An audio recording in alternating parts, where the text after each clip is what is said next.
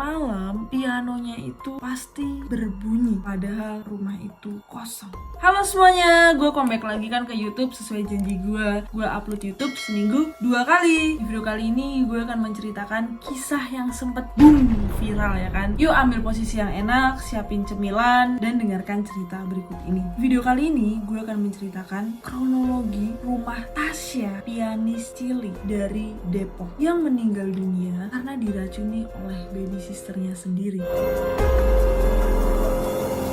Semua ini dilakukan karena harta. Sungguh sangat menyedihkan. Video ini sempat viral ya, dan gue juga pernah bahas. Kebetulan yang datang ke lokasi itu temen gue sendiri, konten creator horor yang bernama Rega Zoa. Kalian bisa langsung aja subscribe YouTube-nya juga ya. Karena tidak semua orang bisa masuk ke rumah pianis cilik tersebut. Kira-kira kalau gue datang ke sana, sang penjaganya mau nggak ya? Karena penjaganya ini terlalu milih-milih untuk orang bisa masuk ke dalam rumahnya. Karena masih banyak sekali barang-barangnya. Dan lebih pentingnya lagi, pianonya masih ada di dalam rumah itu. Temen gue datang ke rumah mewah yang ada di Depok, yang ditinggal begitu aja oleh pemiliknya. Di dalam masih banyak isi rumahnya. Berita ini udah lama tidak terdengar karena kasusnya langsung ditutup oleh orang tua dari Tasya. Namun sempat heboh lagi gara-gara banyak konten kreator horor yang menceritakan kisah tersebut. Karena ini kisah nyata di Indonesia yang ditutup kasusnya dan kita nggak tahu sekarang keberadaannya. Rumah ini menjadi saksi bisu kejadian pada tahun 2015. Rumah ini sudah terbengkalai lama dan masih banyak barang-barang yang ditinggalkan.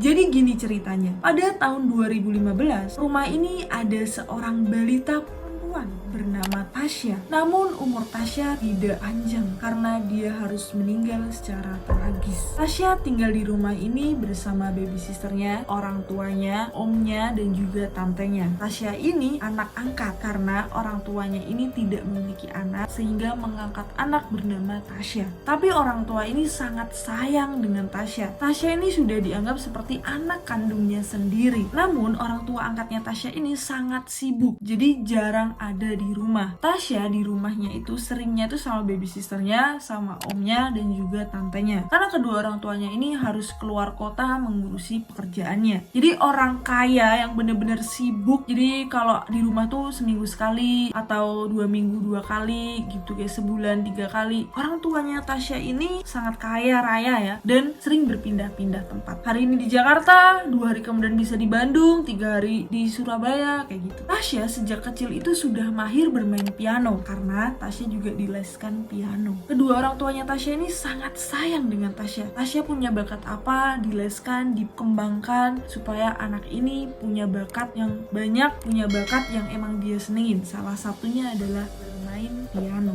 Saking disayangnya Tasya sama kedua orang tuanya ini sudah menulis surat wasiat. Kalau orang punya harta banyak tuh kayak gitu guys. Dia sudah menulis surat wasiat jauh-jauh hari sebelum dia meninggal dunia. Karena umur nggak ada yang tahu ya guys. Isi surat wasiatnya itu diketahui oleh om dan juga tantenya. Semua hartanya itu akan jatuh kepada Tasya jika terjadi apa-apa oleh kedua orang tuanya. Jadi intinya, kalau kedua orang tua Tasya ini meninggal, itu hartanya nanti akan jatuh kepada Tasya ini. Tapi om dan juga tantenya dan juga saudara-saudara yang lain tidak terima dengan isi wasiat itu. Kenapa semua hartanya dikasihkan ke Tasya? Padahal Tasya hanya anak angkatnya. Sebenarnya menurut gue sah-sah aja ya. Dia mau ngasih hartanya ke siapa. Kan itu hartanya orang tuanya Tasya. Tapi ya itu, kalau orang iri, orang gak suka, dan orang ingin menguasai hartanya, jadi dia gak terima gimana caranya harta ini tidak jatuh ke Tasya. Jadi mereka ribut dan mempermasalahkan hal tersebut. Sampai akhirnya om sama tantenya Tasya itu marah kepada Tasya. Padahal Tasya ini masih kecil guys. Ibaratnya tuh gak tahu apa-apa. Dia dikasih uang berapa miliar pun gak ngerti. Itu uang banyak, uang dikit, dia gak tahu apa-apa. Tapi om sama tantenya ini marah kepada Tasya. Perlakukan Tasya itu dibentak-bentak, terus dicuekin, kayak marah gitu. Gara-gara lu nih, jadi hartanya kakak gue jatuh ke lu gitu. Om dan tantenya Tasya ini memiliki rencana untuk membunuh Tasya dengan cara meracuni Tasya. Gila ya, duit gak ada saudaranya. Bener jahat banget sih menurut gue. Jadi Tasya menjadi korban gitu, cuman masalah harta ya. Di saat kejadian, orang tuanya Tasya sedang keluar kota. Om dan tantenya Tasya ini menyuruh baby sisternya Tasya memasukkan sebuah racun. Misalnya kalau dibunuh atau ditenggelamkan gitu kan nanti ketahuan ya dari CCTV. Jadi om dan tantenya itu juga memikirkan jangka panjang. Akhirnya rencananya meracuni Tasya lewat baby sisternya. Karena baby sister ini dijanjikan uang yang sangat besar, jadi baby sister ini tergoda.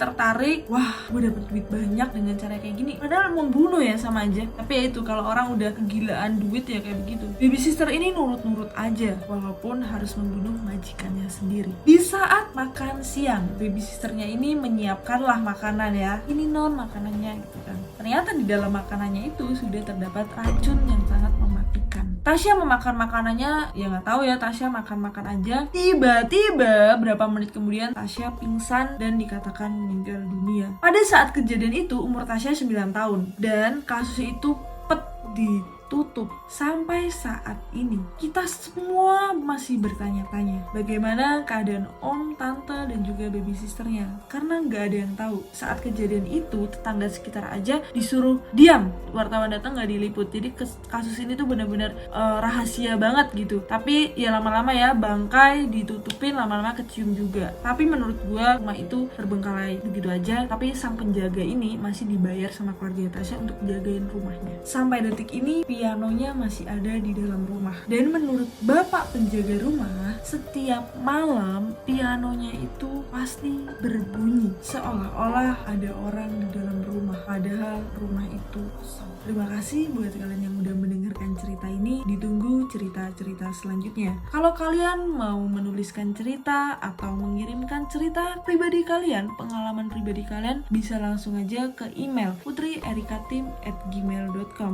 Jangan lupa like, comment, share, dan subscribe. Terima kasih.